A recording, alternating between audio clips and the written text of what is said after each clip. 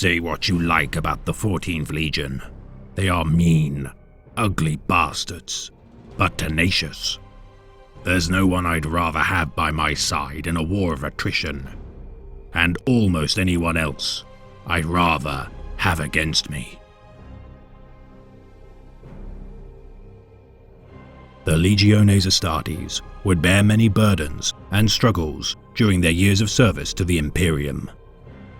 Armed with the deadliest of weapons and clad in the most durable of armor, the Space Marines of the Imperium would endure wounds and pains aplenty in their many wars waged across the stars. Yet every sentient being can only bear so much suffering before succumbing to the embrace of madness, death, or a fate far worse. For today, we shall elucidate the relentless, unfeeling carrions of disease, corruption, and pestilence. The 14th Legion of the traitor Astartes. The Death Guard. The Master of Mankind would seek to unite humanity under the rule of his new, singular vision. The Age of Strife would leave humanity's tattered fragments strewn across the stars, leaderless and without the hope of a brighter future. Holy Terror had become a husk of its former glory, as techno-barbarians pillaged and scavenged a meager existence upon the origin of human endeavor. Yet with the ascension of the Emperor, a burgeoning Imperium would be built. Upon the scattered foundation of terror, a new breed of warriors would be born to subjugate and cleanse the galaxy, to fulfill the Emperor's vision. The unification wars of terror would see many aspirant Astartes drafted into the legions of the Angels of Death, with one such legion, the 14th, known then as the Dusk Raiders. Drawn from the war tribes of Old Albia, neophytes would be installed within the 14th as well as 8th and 10th Legions. Once a true rival to the Emperor's own armies, Old Albia had relented to join the Imperium and would gift its most promising sons to join the armies of the Legiones Astartes. Relentless warriors and science-minded tacticians would be the hallmark of the Sons of Old Albia, as its technologies such as proto-dreadnoughts would be adopted into the fold. The most zealous supporters of the Emperor's vision, the legacy of Old Albia, would be carried forth into the burgeoning Imperium by their transhuman sons. The 14th Legion would be characterized by stoicism, as heavy infantry adept at survival and endurance. Fervent to their cause and gifted unshakable discipline, the Dusk Raiders of Terror would drown their opposition in waves of ceramite-clad warriors. Experts at close combat engagements, the inheritors of the Ironsiders of Old Albia would paint their right armor plating deep crimson to signify the dried blood of their foes. The red right hand of the Emperor, the Dusk Raiders would strike at night and maximize the encroaching darkness to conceal their advance across the battlefield. Relentless, yet honorable combatants, the 14th Legion would accept the surrender of their foes as they cowered before them. Embarking upon the expanse of the Imperium across the galaxy, it would be many years before the orphaned Legion would be reunited with their Genefather. For such an occasion would see to the erosion of their glory and their inevitable downfall.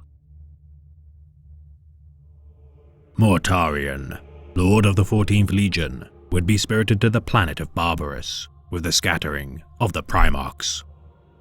A poisonous death world inhabited by downtrodden human settlements would be ruled by malevolent necromancers. The Xenos overlords would enslave and slaughter the humans, as the toilers of the nutrient-starved soil attempted to eke out a humble existence. Upon the battle-scarred wastes of two rival necromancer overlords, the child of the Emperor would be discovered.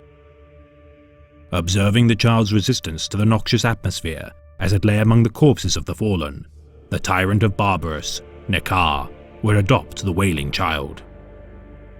Isolating the young Primarch within a tower of his fortress, he would name him Mortarion, the Child of Death.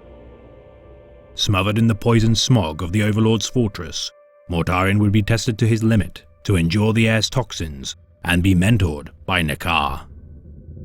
As Nakar sought to train the boy to inherit the mantle of rulership of Barbarus, Mortarion would with time escape his confinement and meet with the human populace of his foster world. Felling a rival necromancer overlord during its harrying of a small human settlement, Mortarion would recognize his duty to preserve his human charges and begin his great task of destroying the necromancers of Barbarus. Forming his so-called Death Guard, Mortarion and his men would fell each and every tyrannical Xenos of his world, ridding them of their undead armies and strongholds across the plains of the planet. Yet one final overlord would remain: Nakar. Despite Mortarion's advancements made in creating suits to endure the poison fog of the planet, none would be capable of enduring the harsh atmosphere of Nakar's fortress. However, as their quest to emancipate Barbarus from oppression would stall, a stranger would appear within the Death Guard settlement. Offering aid, the hooded stranger would offer Mortarion a choice. End the tyranny of Nakar, and the stranger shall leave Barbarus and allow Mortarion to rule in his stead, or accept the aid of the stranger, and with the death of his foster father's rule, Mortarion shall pledge loyalty to the stranger.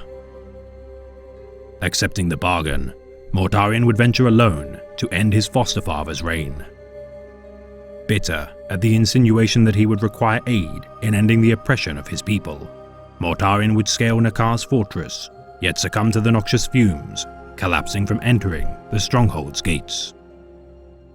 Nakar would leave the safety of his bastion and gloat at the failure of his protege. Seemingly fated to die, Mortarion would watch helplessly as Nakar's killing blow would be interrupted with the flash of a flaming sword. The Master of Mankind would in one motion end the life of Nakar and reveal his true form to his gene son. Mortarion would pledge to serve the Emperor, with his failure to liberate Barbarus alone. Installed as the leader of the 14th Legion, the age of the Dusk Raiders would be sundered with the return of their liege. Replacing the iconography of their Terran origins, the Death Guard Legion would seek to imitate their imposing Genefather's cultural heritage, as new aspirants would be drawn solely from the planet of Barbarus. With the inclusion of the Sons of Barbarus, tensions would begin to grow within the Legion. Former senior officers of Terra would be sidelined and demoted to be replaced with Barbaran Astartes. Mortarion's Barbaran confidant, Kalas Typhon, would ascend to the form of an Astartes and be installed as the first captain of the Legion, and with time, the legacy of the Dusk Raiders would be dismantled. As the Great Crusade waged, the Terran Astartes of the Legion would diminish, with the ranks of the Death Guard's 7 great companies now commanded almost entirely of Barbaran Space Marines. Battle Captain of the 7th Great Company, Nathaniel Garrow, would remain as the last symbol of the Legion's former glories and be detested by his upstart brethren. Yet despite such infighting, the 14th Legion would bring countless worlds into compliance with the continuation of the Great Crusade. Moving from one world to the next, the Death Guard would not rebuild nor reinforce their conquered worlds, for they were harvesters of misery and destruction alone, and their days of toiling the earth were over.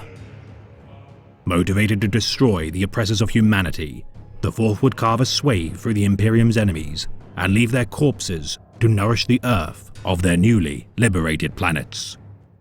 Disbanding their Librarius and eschewing their former iconography and battle honors, the Death Guard would be remolded in every minute detail by the Pale King. Yet the resentment of the Death Lord would continue to grow despite his Legion's victories and the Emperor's disbanding of the Librarius during the Council of Nicaea. Mortarion would never forget the denial of his vengeance against Nakar, and from the seed of bitterness, treachery would tend to its bloom. Horus Lupercal, Primarch of the 16th Legion and War Master of the Imperium, would rebel against the Emperor. Witnessing visions of a dark future, conjured by the machinations of the ruinous powers, the War Master of the Imperium would rally his brethren and their legions to bring the Emperor to heel. Horus had shown kindness to Mortarion since his reunion with the Imperium, and through many campaigns fought side by side as resolute comrades. This brotherhood would be tested with the War Master's decision to betray the Imperium, yet it would not prove difficult to form an alliance with the Pale King. Among the first to rally at his brother's banner, Mortarion would see an opportunity to achieve vengeance against his father and join the Traitor Rebellion. Upon the world of Istvan III, the Emperor's children, World Eaters, sons of Horus and Death Guard, would bring compliance to the rebellious populace, deploying their most loyal sons, whom would give their lives for the Emperor. The traitor Primarchs would order their disposable sons to be bombarded with ordnance and virus bombs. The loyalist Death Guard and their peers would succumb to the flesh-eating toxin as it ravaged the landscape of Istvan III. Survivors of the bombardments would resist their inevitable demise and fight valiantly to end the lives of as many of their treacherous kin as possible. Battle Captain Nathaniel Garrow would escape to warn the Emperor of the impending betrayal as the Death Guard and their allies prepared for the impending counterattack. Forewarned of the treachery of Horus Lupercal, the Emperor would dispatch 3 of his most trusted sons to bring retribution to the Istvan system. Ferrus Manus, Primarch of the 10th, would lead the charge alongside his brothers Vulcan and Corvus Corax. The Iron Hands, Salamanders, and Raven Guard legions would embark upon Istvan to destroy the upstart rebellion before it could reorganize. Followed swiftly by reinforcements from the Iron Warriors, Night Lords, Wordbearers, and Alpha Legion, a loyalist victory would be assured. Yet with the initial stages of the Battle of Istvan V, such an overwhelming assault would prove catastrophic. As the 10th, 18th, and 19th Legions battled the prepared yet battle-scarred forces of the War Master's legions, the arrival of the second wave would turn on their allies. Surrounded by the might of 8 legions, the Loyalists would be massacred. The Death Guard would watch as the Loyalists fell to the blades and bolters of their peers, yet would not tarry before venturing forth to bring a new legion to the fold of the Traitor Rebellion. Traversing to the Thousand Sons homeworld of Prospero, Mortarion would confront the Primarch of the White Scars, Jaghatai Khan, with an offer to join Horus. The White Scars had not chosen to side with either cause of the war in their efforts to ascertain the reason for Horus's actions. Deeming the traitor war effort to be ruled by pawns of malevolent forces, the Kargan of Chagoris would refuse Mortarion's offer, beginning a great feud which would last between the 5th and 14th Legions for the remainder of the war. Displeased with the Khan's reasoning, Mortarion would face the Warhawk in battle. The Master of Speed would duel the Champion of Endurance as the Honor Guards of the Keshig and Deathshroud fought at their sides. The bout would be unresolved as Mortarion would flee from the battle, yet be concluded before the end of the war. For the remainder of the years preceding the final battle to decide the fate of humanity, the Death Guard would harry the White Scars until the call to assemble within the Ulanor system. En route to their destination, First Captain Callus Typhon would reveal his true allegiance.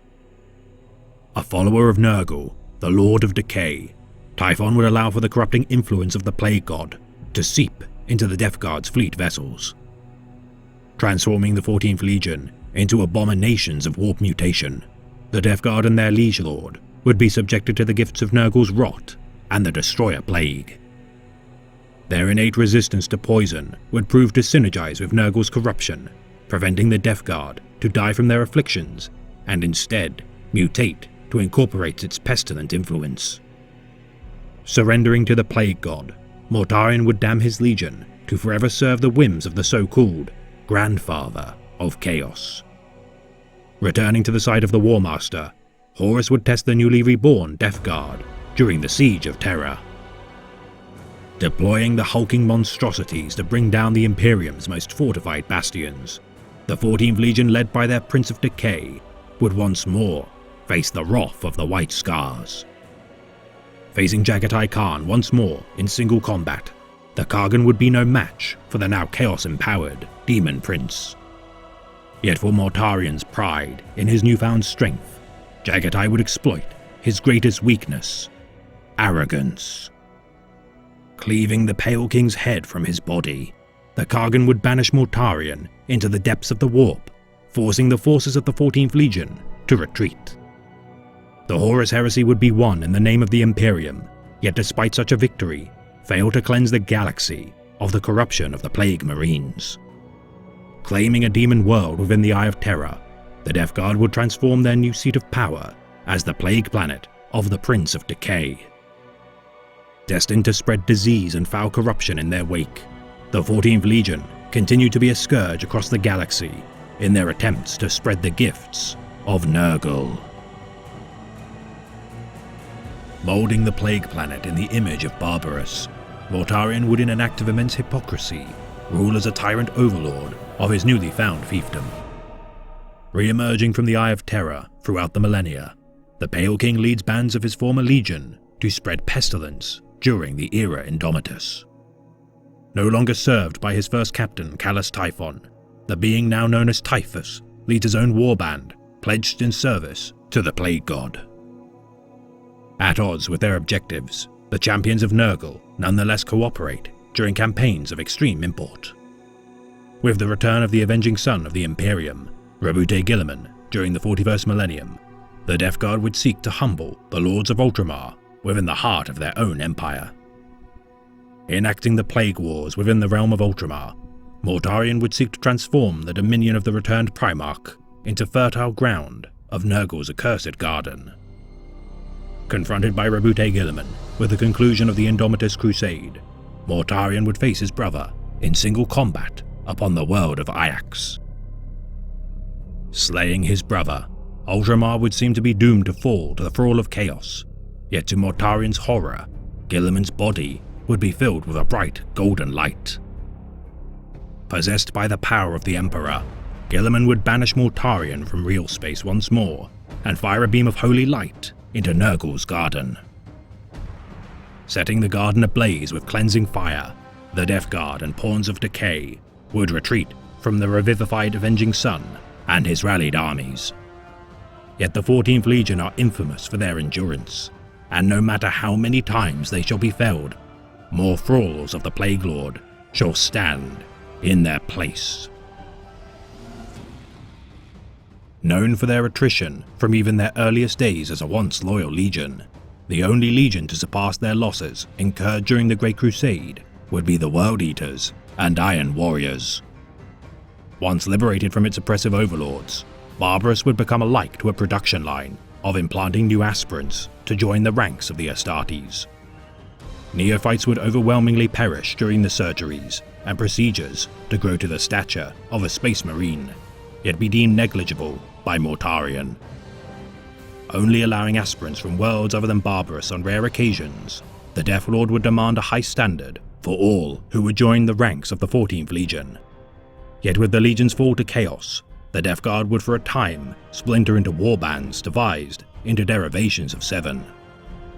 With the resurgence of Mortarion during the Plague Wars, the 14th would reform to a structure reminiscent of their former glory.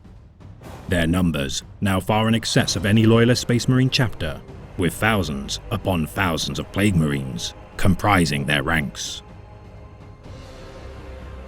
Prior to their fall to chaos, the 14th would be a strictly structured and regimented legion.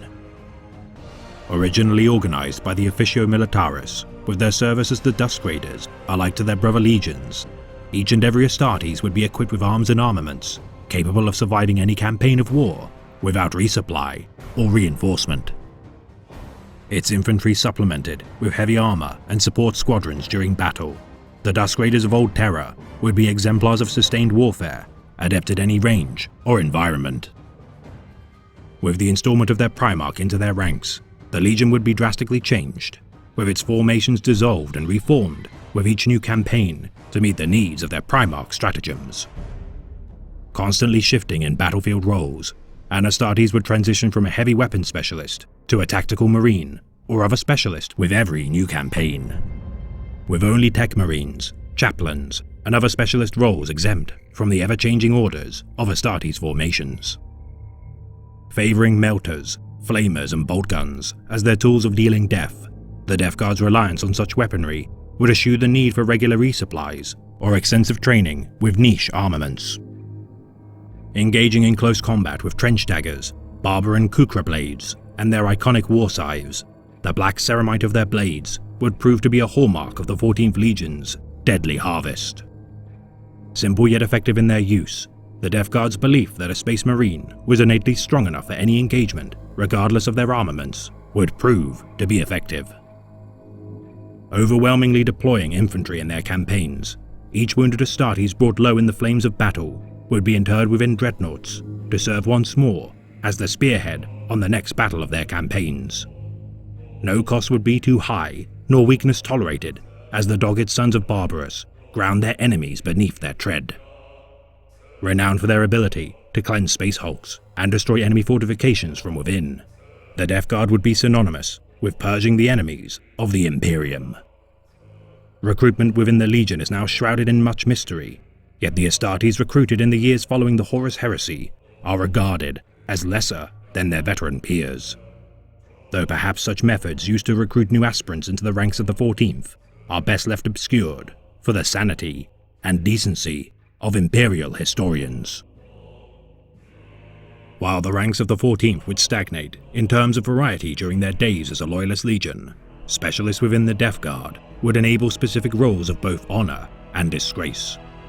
Chief among all, save for the Primarch and the Legion's captains, would be the Death Shroud. The elite honor guard of Mortarion, the Death Shroud would comprise of the most battle-honored, skilled, and imposing warriors of the Legion, selected personally by their liege. Swearing oaths of secrecy, each Astartes would be marked as killed in action by the 14th's records to prevent their identity from being known. Marching into battle, armed with gigantic Manreaper war scythes, the Death Shroud shall don masks and hoods to conceal their features and battle as silent, hulking killers. Wearing Artificer-grade Terminator armor, the giant figures of the honor guard of the Death Lord shall never stray further than 49 paces from their Primarch, and never falter in protecting their Genefather as silent, stoic sentinels. The Grave Wardens would serve First Captain Callus Typhon as the First Company veterans of the Legion. Armed with alchemical weaponry, spewing Voscodox fluids, and collagen gases, the Grave Wardens would unleash agonizing, flesh-eating contagions across the battlefield to consume their enemies. The Destroyer Squads, unlike their Terminator-clad superiors, would wage war with forbidden weaponry, too ignoble by their venerated brethren. Alike to all Destroyer Squads of the Legions, the disgraced Astartes of the 14th carry rad, phosphex, and bioweapons of untold cruelty. Their undeniable effectiveness countering their infamous reputation. The Mortis Poisoner Squads specialized in chemical munitions, even by the standards of their Legion peers. Deployed to confined war zones such as hive cities and void ships, the Mortis Poisoners would spread contagion to erode and devour their enemies. Burdening the toll wrought from such weaponry, the members of the Mortis Poisoners would suffer withering degeneration as penance for past failures. Yet with the Legion's fall to chaos, their ranks would encompass new and foul additions of cruel champions to their warbands. Chaos Lords would rule each warband as proven champions of destruction and corruption. Scrutinized intensely by Mortarion, each Death Guard Lord must facilitate the will of their Primarch in exchange for the blessings of Nurgle. Forming the mantles of corruption, each Lord is bestowed unique traits for his service. The Lords of Contagion are belligerent and direct warriors. Contained within Cataphractii armor, the Lords of Contagion wield two-handed Plague Reapers and blade-toothed axes in their relentless frontal assaults.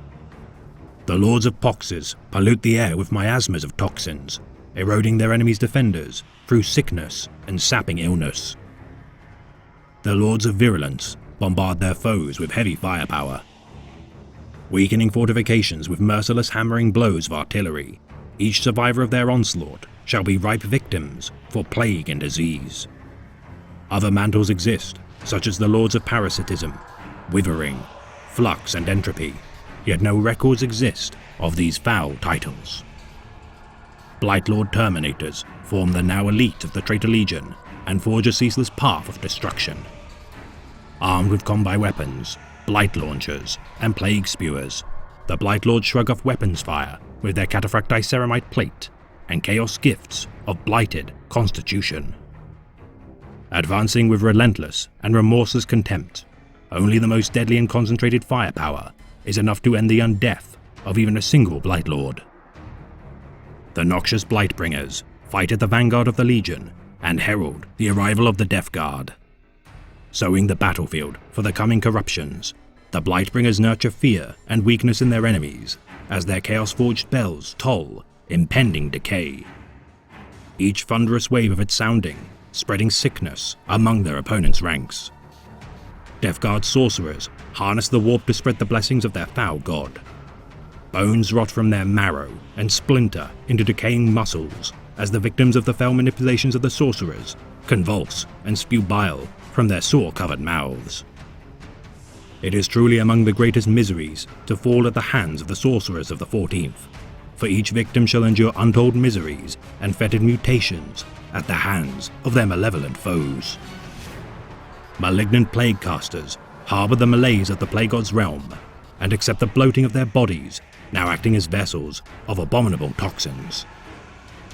Spewing forth the contents of their innards, the plague casters harness the powers of the plague god to spread disease among those unfortunate enough to fall victim to their plagues. The Tallymen preach the doctrine of their patron's chosen number, 7. These demagogues of the Legion scribe and tally the blessings of Nurgle as the battles in his name wage around them. Counting diseases, wounds and signs of corruption, the Tallymen enhance the blights made in the name of the Lord of Pestilence to invoke further miseries in his name. The Biologus Putrefiers nurture the spread of disease across their campaigns. Armed with blight grenades filled with terrible concoctions, the milky gaze of the Putrefiers analyze every infection, even through the armor of ceramite or heavy vehicles. And finally, the Plague Surgeons act as living nurseries for insects and parasites within their bloated bodies. Once the Legion's apothecaries, the Plague Surgeons now offer their flesh and blood to nurture their fell offspring. Exuding infection with only the merest touch, the Plague Surgeon's surgical instruments no longer serve to save the lives of their kin, but in a cruel twist of irony, see to the spread of undeath. The 14th Legion's organization would be fragmented into 7 great plague companies with their fall to chaos. The first plague company, the Harbingers, are ruled by First Captain Typhus. Afflicted with shamble rot, biters pox, the groaning, and zombie plagues, these shambolic yet durable champions of the Legion lay waste to the Imperium with few opponents able to stall their overwhelming onslaught. The second plague company, the Ferric Blight, favor vehicle deployment and large formations of heavy armaments. Encased in thick layers of rust, the Ferric Blight to which they are named corrodes their enemy's armor contingents, causing malfunctions and degeneration with their mere presence.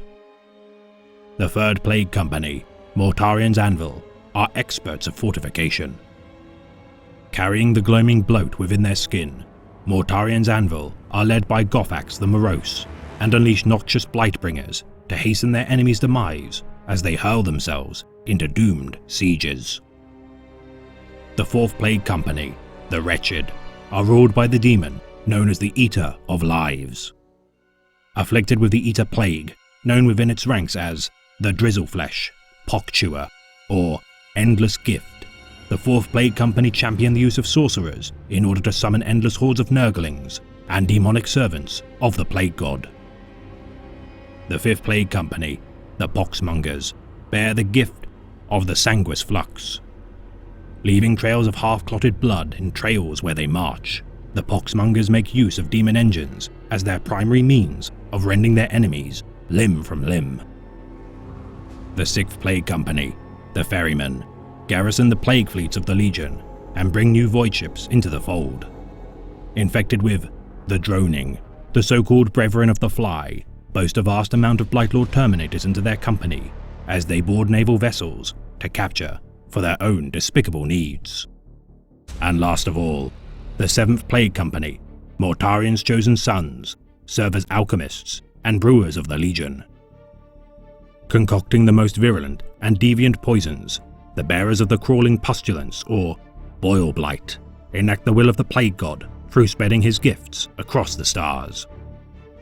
Further divided into 7 sepsis cohorts comprised of 100 Astartes apiece.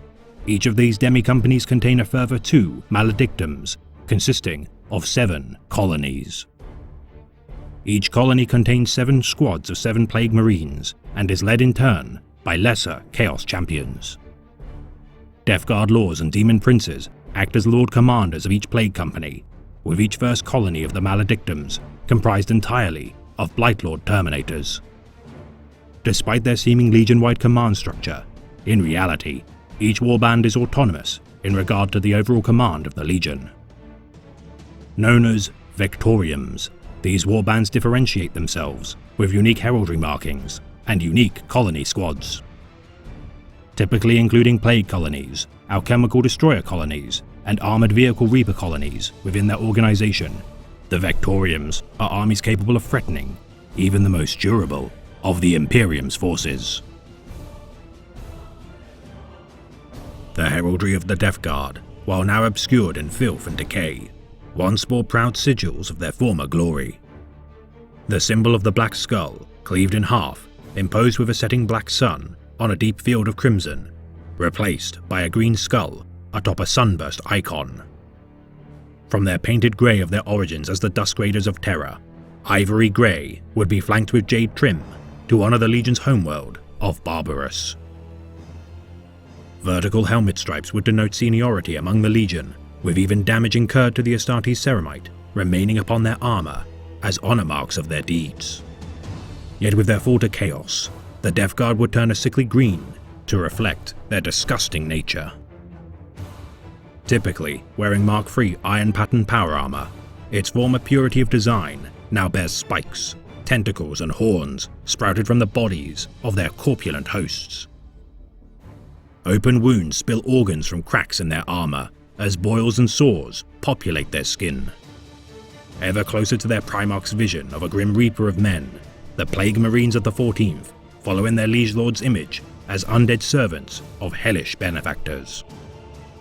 Adopting the tri-lobed symbol of the Plaguefly upon their pauldrons, only those within the ranks of the Death Guard can discern the veterancy and rank of their peers by dint of the prolonged decay of their armour. The Mark of Nurgle varies among the many warbands of the Legion, as each shows their patronage in their own unique way. The gene seed of the 14th would further spread the gaunt features and shadowy eyes of its gene lineage, initially reflecting the stoic temperament of the Death Lord. With the Legion's drafting of its barbarian recruits, the gene seed of the Legion would bolster their innate resistance to toxins.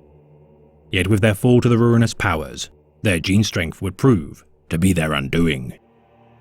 With the gifts of Nurgle ravaging their bodies, their genetic aptitude to endure poison and corruption would continually increase their tolerance.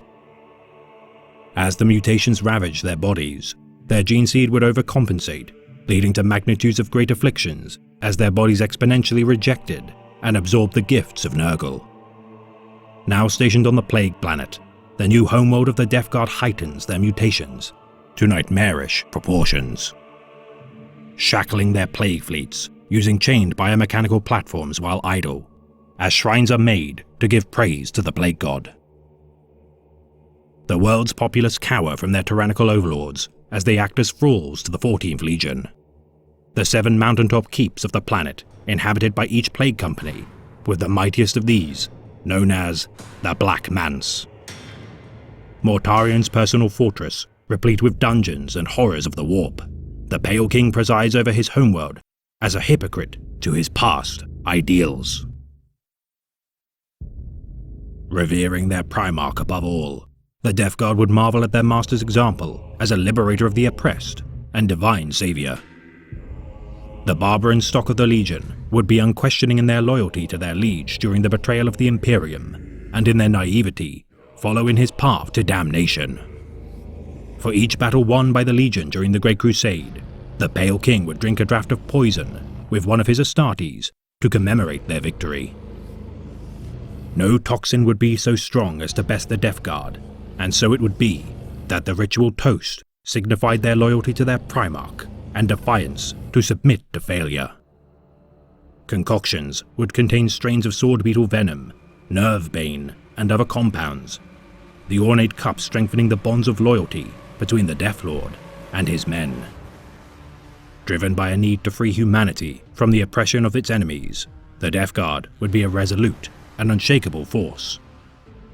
Yet this ideal of emancipation would become fertile ground for the corrupting influence of chaos.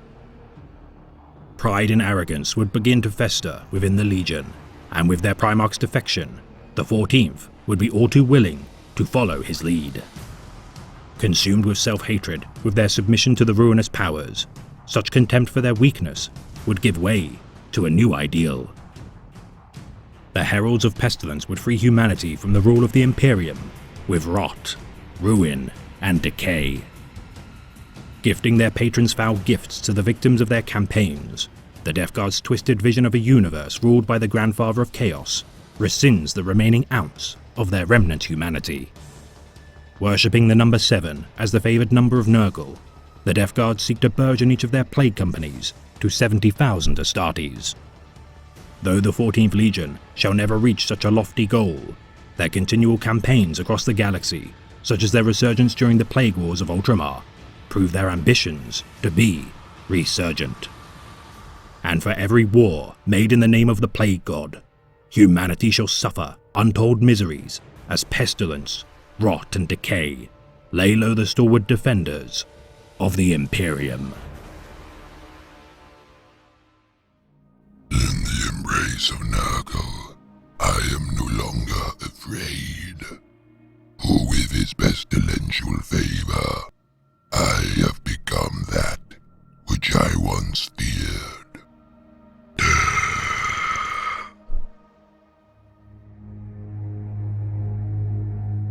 This has been a tale of the Great Imperium of Man, read by the Remembrancer. Mortarian's malignant sons skulk the stars as a reminder of the price of hubris. For their fate as the slaves of chaos proves that no bargain is worth making with the ruinous powers, nor gift given by their hands worth accepting. Yet in my final transmission of the Legiones Astartes, we shall elucidate the stalwart, incorruptible and virtuous sons of the renewed Imperium. The blade against the encroaching darkness, the Ultramarines.